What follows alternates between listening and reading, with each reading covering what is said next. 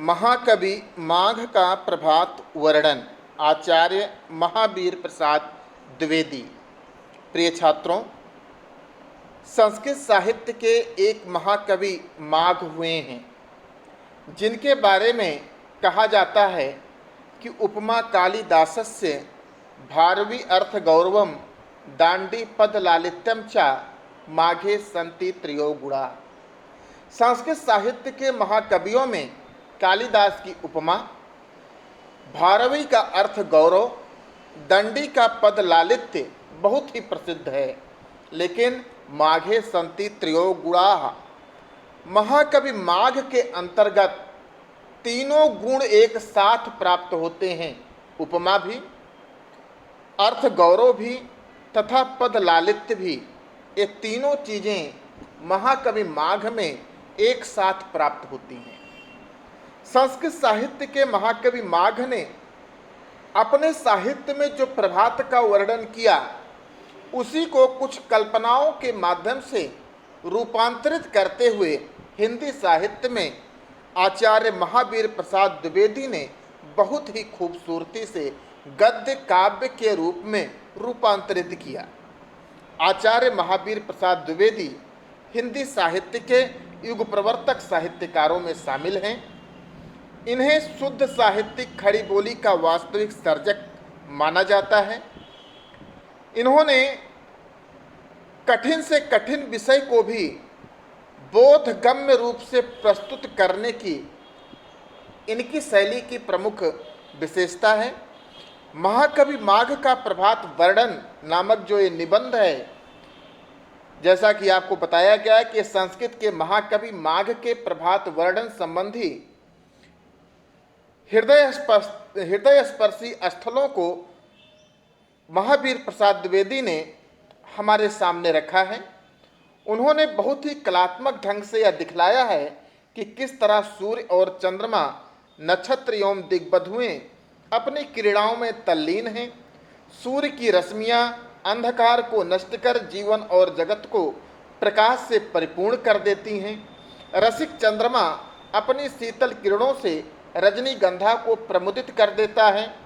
सूर्य और चंद्रमा समय समय पर दिग्बधुओं से कैसे प्रणय निवेदन करते हुए एक दूसरे के प्रति प्रतिद्वंदिता के भाव से भर उठते हैं। कैसे प्रवासी सूर्य का स्थान चंद्रमा लेकर दिग्बधुओं से हास परिहास करते हुए सूर्य के कोप का भाजन बन उसके द्वारा परास्त किया जाता है। इन सब का बड़ा मनोहारी चित्रण इस निबंध में किया गया है। तो चलिए हम इस निबंध को पढ़ते हैं और इसकी बारीकियों को समझते हुए इस निबंध का हम लोग आनंद भी उठाते हैं। लेखक लिखता है, सबसे पहले प्रभात के दृश्य का वर्णन करते हुए लिखता है कि रात अब बहुत ही थोड़ी रह गई है, सुबह होने में कुछ ही कसर है। अभी रात बीती नहीं है और अभी सुबह हुई नहीं है। अभी सुबह होने में कुछ समय शेष है, कुछ कसर बाकी है, अर्थात कुछ समय अभी सुबह होने में शेष है। ऐसे में जब हम आकाश में अपनी नज़रें उठाकर आकाश के तारा मंडलों को देखते हैं, तो हमारी सबसे पहले दृष्टि सप्तर्षि नामक तारामंडल पर पड़ती है। इस सप्तर्षि नामक तारामंडल पर हमारी दृष्टि इसलिए पड़ती है क्योंकि रात्रि के प्रारंभ से रात्रि के अंत तक यह आकाश में पूर्व से पश्चिम की दिशा में गमन करता हुआ हमें दिखाई पड़ता है। ये सप्तर्षि जो कि 7 ताराओं का या 7 ऋषि ताराओं का एक समूह है, जो 7 के आकार का दिखाई पड़ता है। ये आकाश में हमें पूर्व की दिशा से उदित होता हुआ और धीरे धीरे पश्चिम की दिशा की ओर बढ़ता और सुबह के समय अस्त होता हुआ दिखलाई देता है। इसलिए जब हम आकाश में दृष्टि उठाते हैं तो सबसे पहले हम इस सप्तर्षि नामक तारामंडल की तरफ देखते हैं। अब ये सप्तर्षि नामक तारामंडल प्रभात के समय, जो अभी प्रभात हुआ नहीं है, ब्रह्म मुहूर्त का समय है, ये आसमान में लंबा पड़ा हुआ दिखलाई पड़ रहा है।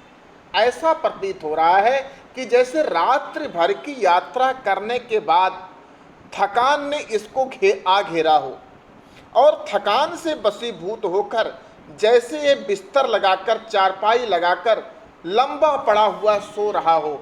अब इसे किसी भी यात्रा की कोई चिंता न रही हो। उनका पिछला भाग तो नीचे को झुका सा है और अगला ऊपर को है। वही उनके अधोभाग में छोटा सा ध्रुव तारा कुछ कुछ चमक रहा है। प्रिय छात्रों, जो सप्तर्षि नामक तारामंडल होता है उसकी आकृति कुछ चम्मच के आकार की होती है। इस चम्मच के सीधी रेखा में अगर आप देखेंगे तो यहाँ पर आपको एक मध्यम टिमटिमाता हुआ ध्रुव तारा उत्तरी ध्रुव की तरफ, उत्तर की दिशा की तरफ आपको टिमटिमाता हुआ दिखलाई पड़ जाएगा। लेखक उसी दृश्य का वर्णन करते हुए, उसी आकाशीय दृश्य का वर्णन करते हुए यहाँ पर कह रहा है कि उनके अधोभाग में छोटा सा ध्रुव तारा कुछ कुछ चमक रहा है। अर्थात बहुत ध्यान से देखने पर ही वो आपको टिमटिमाता हुआ या चमकता हुआ दिखलाई पड़ेगा। अगर आपने उसे ध्यान से नहीं देखा तो आपकी दृष्टि से वो दिखाई भी नहीं पड़ सकता, ओझल भी हो सकता है। तो सप्तर्षियों का आकार जो होता है गाड़ी के सदृश होता है, जिसका जुआ ऊपर की ओर उठा होता है।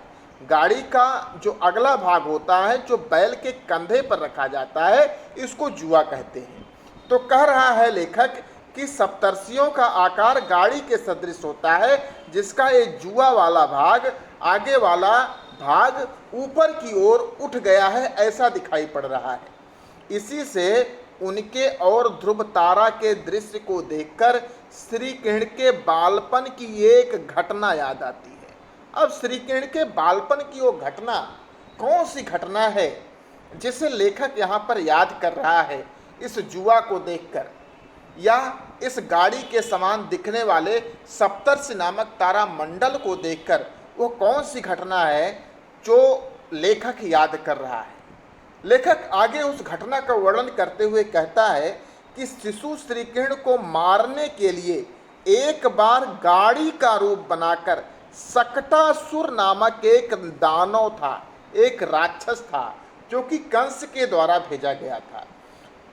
वो श्री कृष्ण को मारने के लिए श्री कृष्ण के पास आया तो श्री कृष्ण ने पालने में पड़े पड़े खेलते ही उसे एक लात मार दिया, और उनके उस पैर के आघात से क्या हुआ कि उसका अग्रभाग उस गाड़ी का, उस सकट का, उस गाड़ी का आगे की ओर उठ गया और पश्चात भाग वहाँ पर खड़ा ही रह गया और श्री कृष्ण उसके तले आ गए।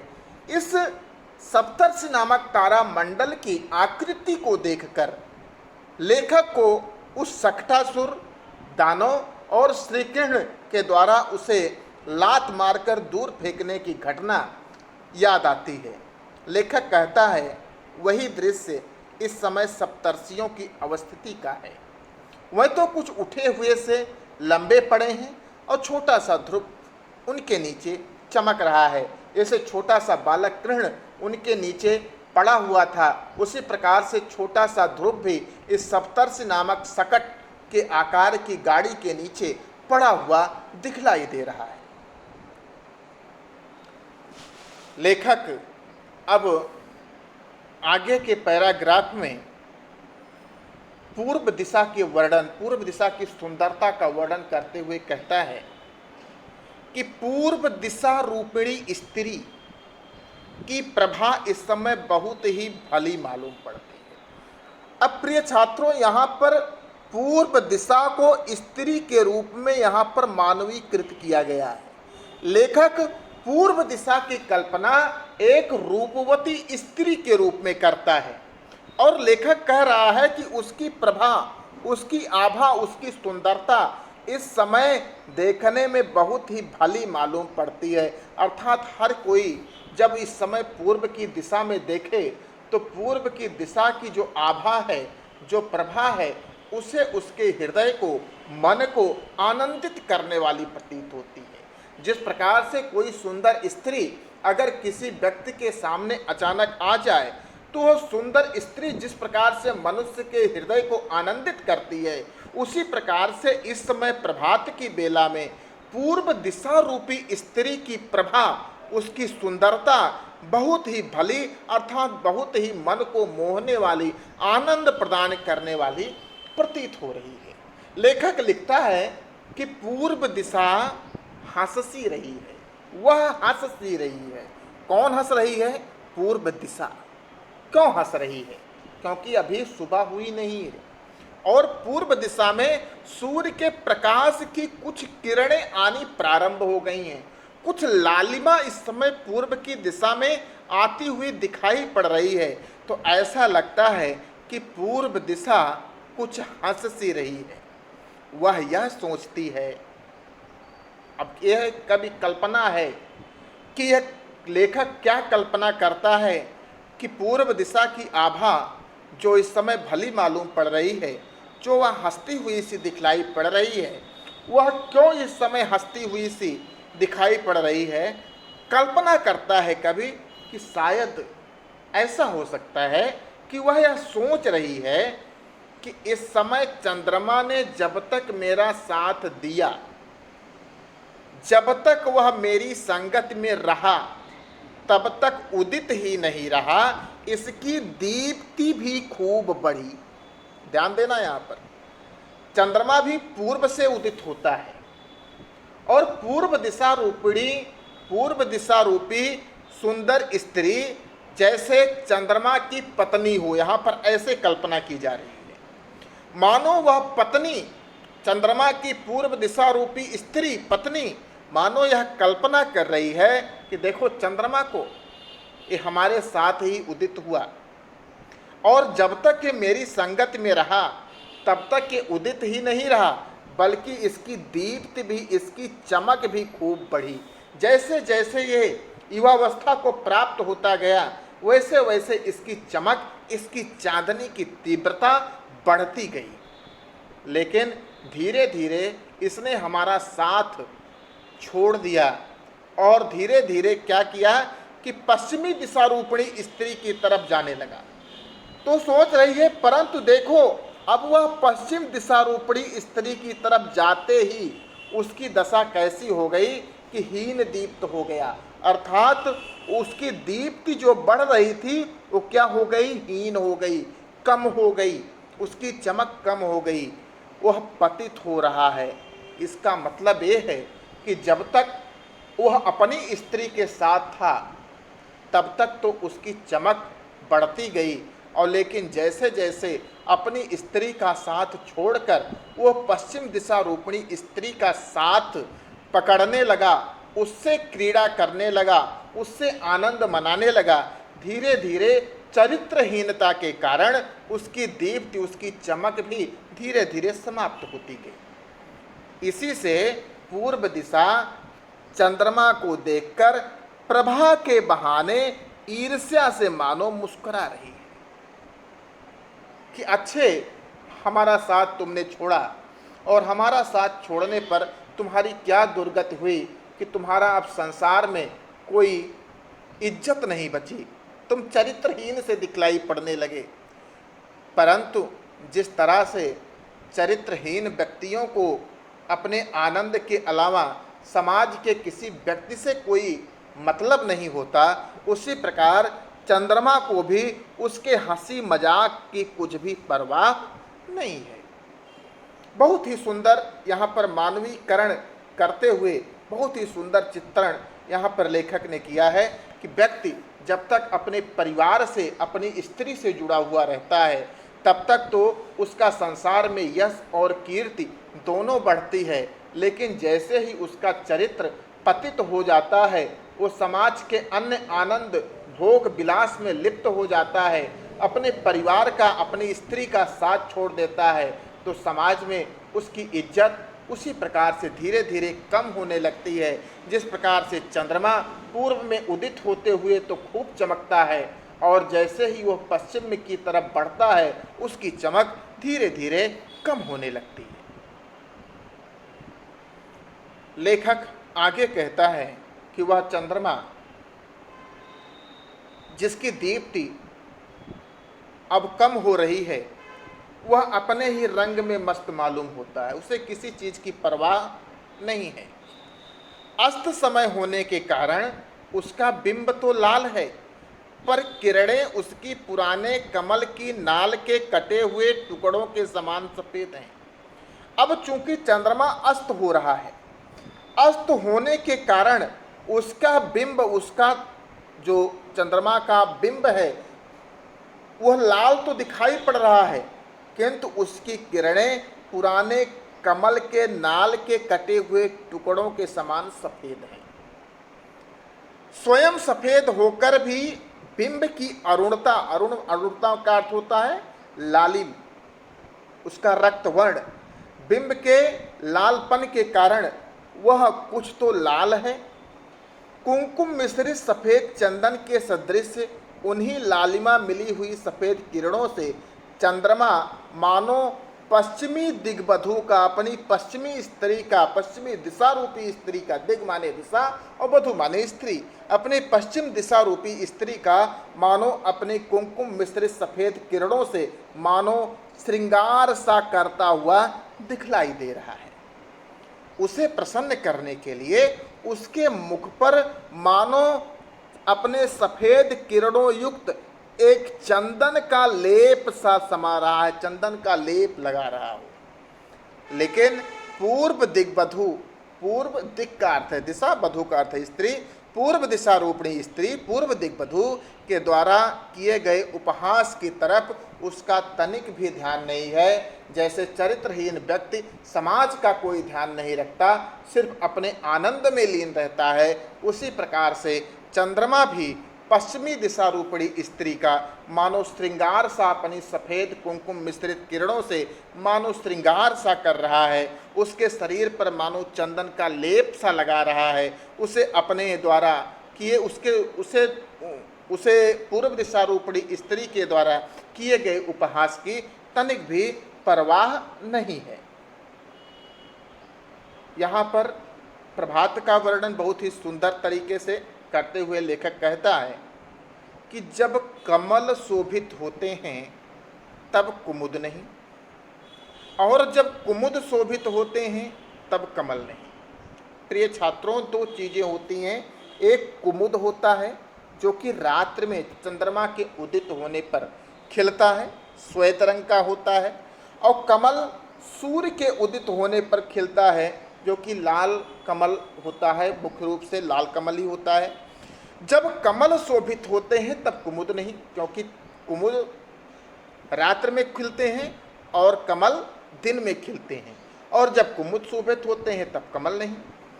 दोनों की दशा बहुधा एक सी नहीं रहती, क्योंकि रात्रि में कुमुद खिलता है और दिन में कमल खिलता है, तो दोनों की दशा बहुधा एक सी नहीं रहती। मतलब ज़्यादातर समय, बहुधा का अर्थ है ज़्यादातर समय एक जैसी नहीं रहती। एक कोई खिला हुआ होता है और एक कोई मुरझाया हुआ होता है।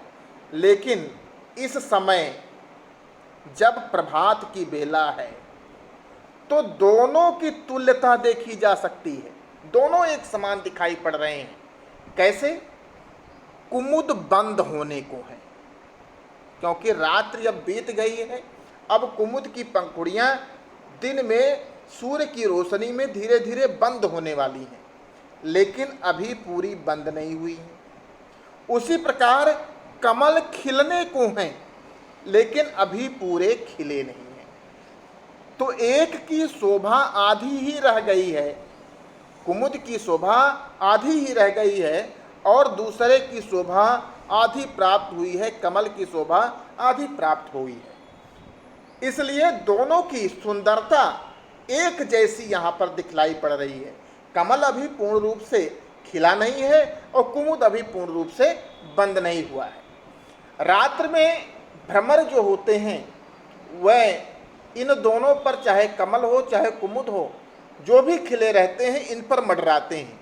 इसलिए लेखक कह रहा है कि भ्रमर रहे भ्रमर, सो अभी दोनों पर ही मंडरा रहे हैं, कुमुद पर भी कमल पर भी, क्योंकि दोनों आधे आधे खिले हुए आधे बंद हुए से दिखाई पड़ रहे हैं।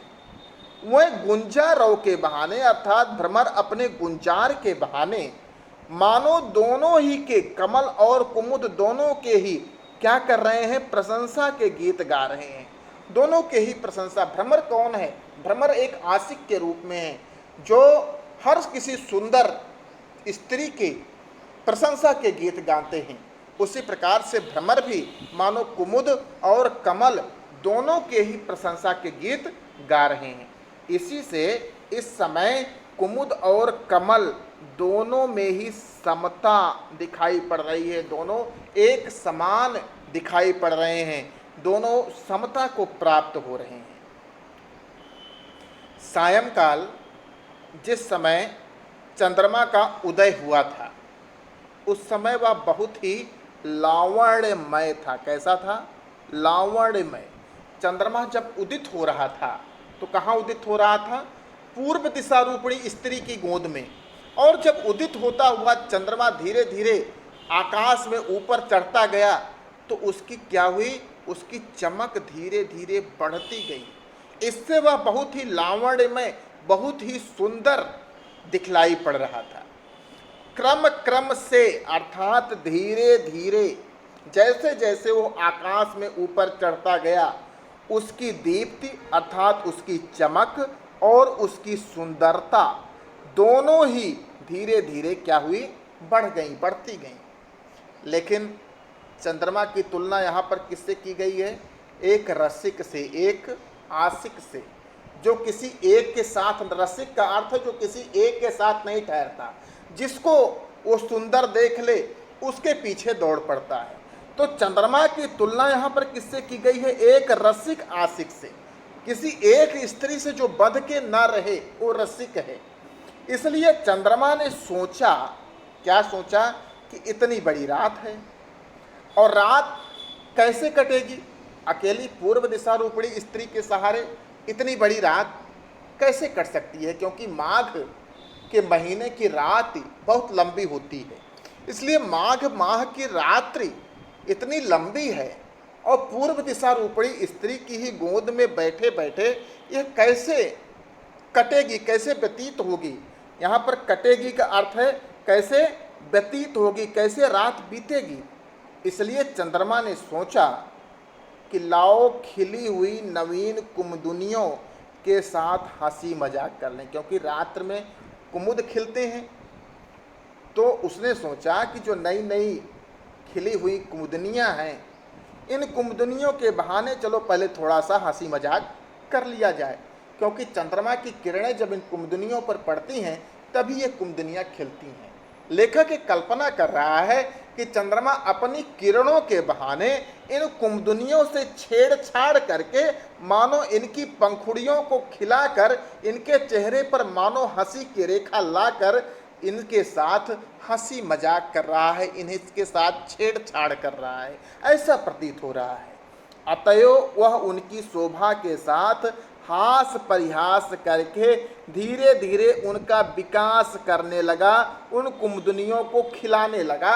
और जैसे जैसे चंद्रमा आकाश में चढ़ता गया वह कुमुदनियाँ खिलती गईं, विकसित हो गईं और इस समय बहुत ही भली, बहुत ही सुंदर मालूम पड़ रही हैं। इस तरह खेलते कूदते सारी रात बीत गई। कुमुदनियों के साथ चंद्रमा को खेलते कूदते हंसी मजाक करते सारी रात बीत गई। अब चंद्रमा थक भी गया, शरीर भी पीला पड़ गया, क्योंकि अब चंद्रमा अस्त होने को है तो उसकी चमक धीरे धीरे समाप्त हो रही है। तो कवि या लेखक कल्पना कर रहा है कि अब वो रात्रि भर उसने जो परिश्रम किया था उस परिश्रम के कारण उसका थकान की किरण के रूप में, थकान के प्रतीक के रूप में उसका शरीर अब पीला पड़ता हुआ दिखलाई पड़ रहा है। अब उसके शरीर में यौवन की चमक लेस मात्र भी शेष नहीं रह गई है। इसलिए अपने कर को, कर का अर्थ होता है हाथ और कर का अर्थ होता है किरण जाल। चंद्रमा ने अपने कर अर्थात किरण जाल को अस्त होते हुए उसके कर क्या हो गए? शिथिल हो गए। अब वह अपनी दूसरी दिगंगना, दिक अंगना, दिक माने दिशा, अंगना माने स्त्री, अब अपनी दूसरी दिशा रूपणी स्त्री अर्थात पश्चिम दिशा की गोद में जा गिरा, उसकी गोद में जाकर अस्त होने लगा। अब शायद उसने इसलिए किया कि रात भर के हम जगे हैं, थकान सी लग गई है, लाओ अब उसकी गोद में आराम से सो जाए। वो तो उसकी गोद में आराम से सोने गया, लेकिन पूर्व दिशा रूपणी स्त्री अब उसकी इस दशा को देखकर मुस्कुरा रही है कि बच्चों, जब तक हमारे साथ थे तब तक तुम खूब हंसी मजाक भी किए, खूब तुम्हारी चमक भी रही, खूब तुम्हारी इज्जत भी रही, लेकिन जैसे ही तुमने पश्चिमी दिशा रूपणी स्त्री का साथ पकड़ा तो तुम्हारी यह दुर्गति प्राप्त हुई। यह तुम्हारे रसिक मिजाज के ही कारण संभव हुई। आगे लेखक लिखता है, अंधकार के विकट बैरी महाराज अंशुमाली। यहाँ पर अंशुमाली किसके लिए कहा गया है? सूर्य के लिए। सूर्य कौन है? अंधकार का विकट बैरी। सूर्य के आते ही अंधकार भाग खड़ा होता है, अंधकार नष्ट हो जाता है। लेखक कह रहा है कि अंधकार के विकट बैरी महाराज अंशुमाली अभी तक दिखाई भी नहीं दिए, तथापि उनके सारथी अरुण ही ने उनके अवतीर्ण होने के पहले ही थोड़े ही नहीं समस्त तिमिर का समूल नाश कर दिया।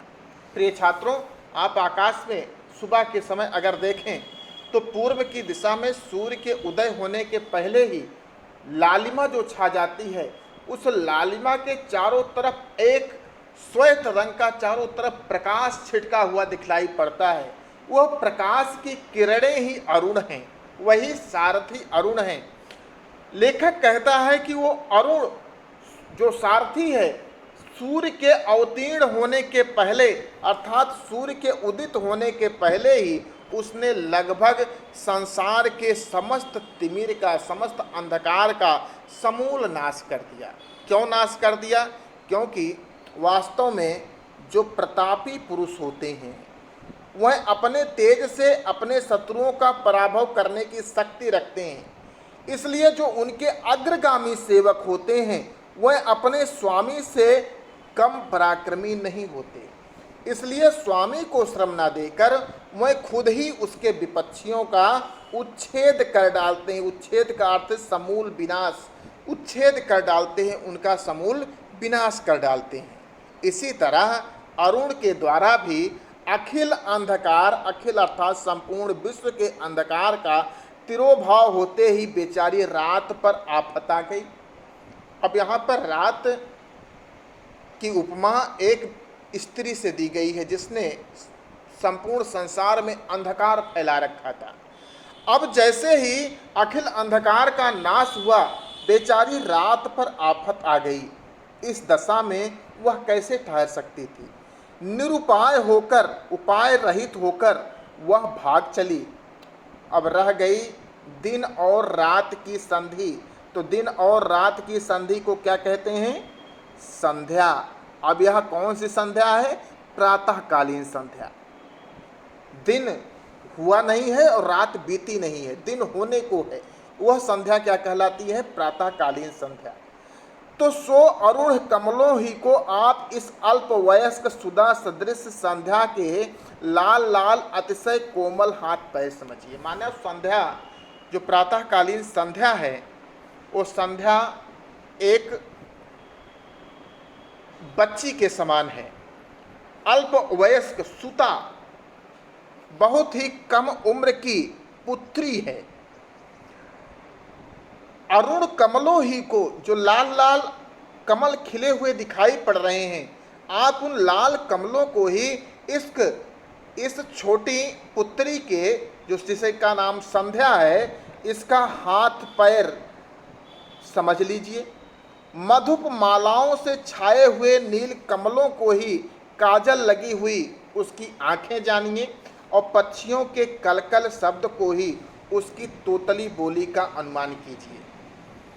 ऐसी संध्या ने जब देखा कि रात इस लोक से क्या है, जा रही है, तब पक्षियों के कोलाहल के बहाने मानो संध्या अपनी माँ रात्रि को पुकारते हुए कह रही है, अम्मा मैं भी आती हूँ, तो वह भी उसके पीछे दौड़ गए पड़ी। अर्थात रात्रि गई तो ये प्रातःकालीन संध्या को भी तो जाना ही था, क्योंकि माँ के साथ उसकी पुत्री भी नहीं टिक सकती थी।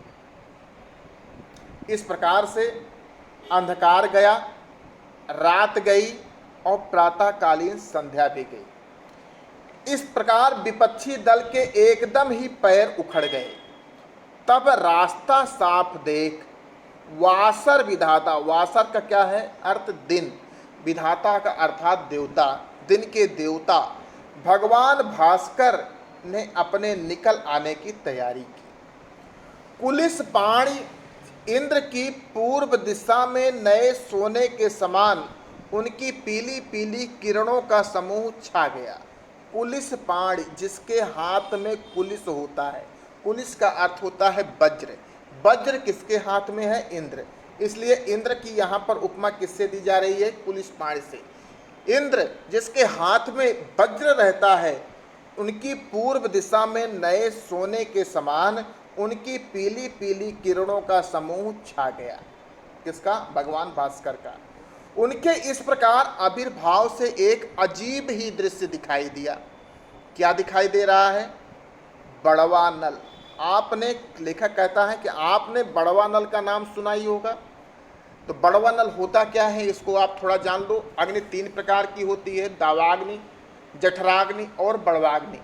जो आग जंगल को जलाती है उसे दावाग्नि या दावानल कहते हैं।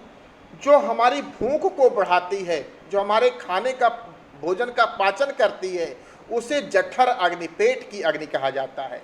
और बड़वाग्नि जो आग जल में, समुद्र में लगती है, जो उसके जल को जलाती है, वो बड़वा नल कही जाती है।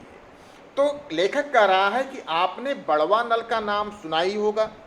वह एक प्रकार की आग है जो समुद्र के जल को जलाया करती है। सूर्य के उस लाल पीले किरण समूह को देखकर ऐसा मालूम होने लगा जैसे बड़वाग्नि समुद्र की जलराशि को जलाकर त्रिभुवन को भस्म कर डालने के इरादे से समुद्र के ऊपर उठाई हो। प्रातःकालीन जब सूर्य उदित होता है तो लाल रंग का होता है। अगर आप समुद्र के किनारे खड़े होकर सूर्य को उदित होता हुआ देखें तो ऐसा लगेगा कि जैसे लाल लाल सूर्य समुद्र को तपाता हुआ मानो ऊपर की ओर उठता हुआ चला आ रहा है। उस समय समुद्र का पूरा जल लाल रंग का, रक्त वर्ण का दिखाई पड़ता है। लेखक कल्पना करता है कि उस दृश्य को देखकर ऐसा लगता है कि जैसे लाल पीले किरण समूह जो सूर्य का है, मानो वह बड़वाग्नि समुद्र की जलराशि को जलाकर त्रिभुवन को भस्म कर डालने के इरादे से समुद्र के ऊपर उठ रही हो या उठ आई हो। अब धीरे धीरे दीननाथ, दिन के स्वामी भगवान सूर्य का बिंब क्षितिज के ऊपर आ गया। जब तक क्षितिज के पास था तब तक वो लाल रंग के दिखाई पड़ रहे थे। अब जब क्षितिज के ऊपर आ गया तब एक और ही प्रकार का दृश्य के दर्शन हुए। ऐसा मालूम हुआ जैसे सूर्य का वह बिंब बहुत बड़ा घड़ा है। कैसे मालूम हो रहा है? अभी सूर्य जो अपनी पूर्ण युवावस्था को प्राप्त नहीं है, उसका बिंब अभी बहुत बड़ा दिखलाई पड़ रहा है, कुछ लाल और पीले वर्ण से मिश्रित। तो ऐसा लग रहा है कि जैसे ये बहुत बड़ा घड़ा है और दिग्बधुएं, दिशारूपणी स्त्रियां जोर लगाकर समुद्र के भीतर से उस बड़े घड़े को मानो खींच रही हैं। सूर्य की किरणें ही मानो क्या हैं? लंबी लंबी मोटी रस्सियां हैं। सूर्य की किरणों को आप समझिए कि जैसे लंबी लंबी मोटी रस्सियां हैं और वो लंबी लंबी मोटी रस्सियों में बड़े घड़े के समान सूर्य को बांधकर दिग्बधुएं, दिशारूपणी स्त्रियां उसे समुद्र से बाहर निकालने के लिए खींच रही हैं। उन्होंने बिंब को बांध सा दिया है और खींचते वक्त पक्षियों के कलरव के बहाने यह कह कर शोर मचा रही हैं कि कुछ बाकी है, ऊपर आना ही चाहता है, जरा और जोर लगाना। मानो जो पक्षी चहचहा रहे हैं वो पक्षियों की कलरों के बहाने, चहचहाट के बहाने दिग्बधुएं एक दूसरे से कह रही बस ऊपर आने ही वाला है, थोड़ा और जोर लगाओ, ये घड़ा अभी ऊपर आ जाएगा। दिगंगनाओं द्वारा, दिशा रूपणी स्त्रियों के द्वारा, दिक माने दिशा, अंगना माने स्त्री, दिगंगनाओं के द्वारा खींच खींच कर किसी तरह सागर की सलिल रात से बाहर निकाले जाने पर सूर्य बिंब चमचमाता हुआ लाल लाल दिखाई दिया। अच्छा बताइए तो सही, वह इस तरह से क्यों है?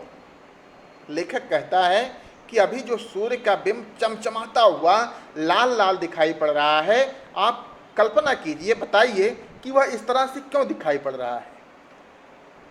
लेखक कहता है कि हमारी समझ में तो यह आता है कि सारी रात पयोनिधि के पानी के भीतर जब यह पड़ा था, यहाँ पर पयोनिधि का अर्थ प्रयोग हुआ। पयोनिधि माने समुद्र होता है। पयोनिधि के पानी के भीतर जब यह पड़ा था, तब बड़वाग्नि की ज्वाला ने इसे तपाकर खूब दहकाया होगा, क्योंकि समुद्र में बड़वाग्नि लगी हुई थी।